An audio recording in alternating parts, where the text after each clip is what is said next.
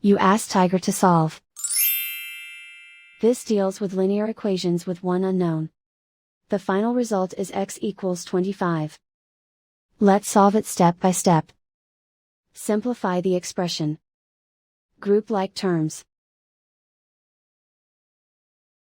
Simplify the arithmetic. Group all constants on the right side of the equation. Subtract 30 from both sides. Simplify the arithmetic.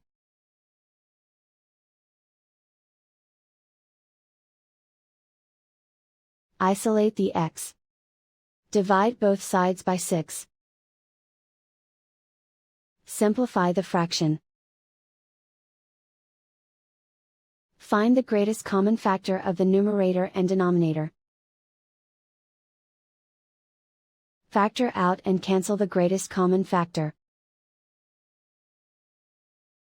And so the final result is x equals 25.